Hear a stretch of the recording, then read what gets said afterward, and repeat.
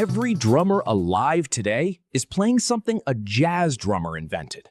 That's not a compliment. That's not nostalgia. That's the truth.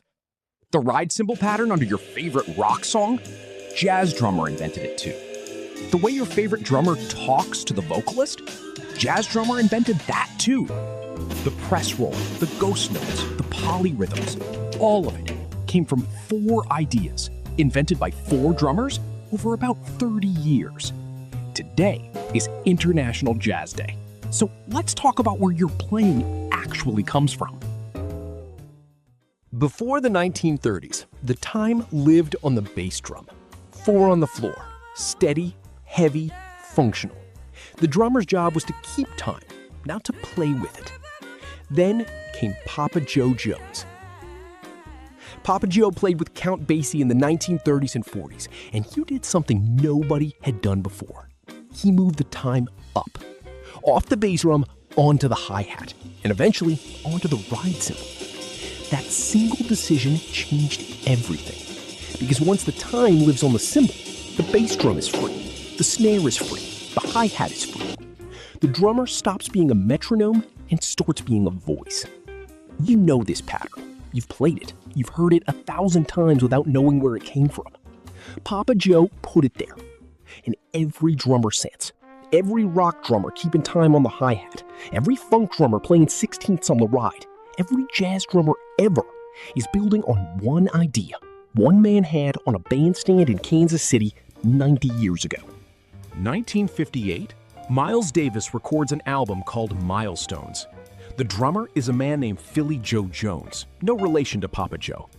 Listen to what Philly Joe does behind the soloists.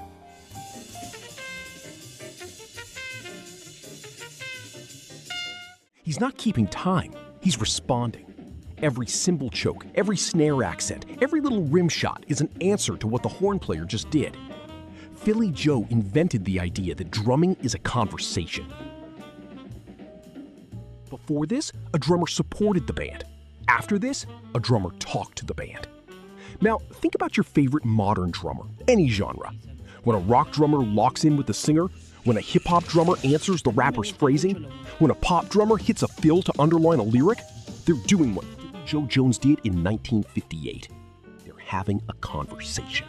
Same year, 1958, Art Blakey records an album called Moanin'. The title track opens with 6 seconds of drums that every drummer reading this will recognize.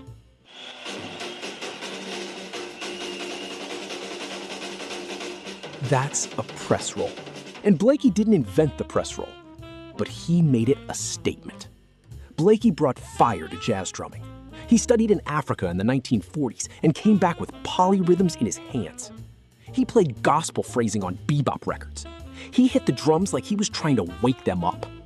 That energy, that attack, escaped jazz. Rock drummers took it. Funk drummers took it. When John Bonham kicked open a song, when Clyde Stubblefield played with James Brown, they were playing with an intensity that Art Blakey had made acceptable on a drum kit. If Papa Joe moved the time to the ride, and Philly Joe turned it into a conversation, and Blakey gave it fire, Elvin Jones took all of it and bent time. With Coltrane, Elvin played 3 against 2, 4 against 6, pulse, inside pulse, inside pulse. The drum set wasn't a single rhythm anymore. It was a weather system. Multiple pulses happening at once, each limb on its own orbit. Before Elvin, most drummers played one feel at a time. After Elvin, the idea that you could play 2 or 3 feels simultaneously became part of the vocabulary. Every progressive drummer today, Chris Dave, Mark Guiliana, Jojo Mayer, Nate Smith, is in conversation with what Elvin Jones did 60 years ago. 4 drummers, 4 ideas, 30 years. Papa Joe moved the time. Philly Joe made it a conversation. Blakey lit it on fire. Elvin bent it. Today is Jazz Day. Open Drum Coach and generate your custom jazz practice. Play them slow. Play them with the metronome. Let them teach you something your rock playlist can't. Because the drummers who built modern drumming, Papa Joe, Philly Joe, Art, Elvin, they didn't find shortcuts. They practiced. Keep keep the beat.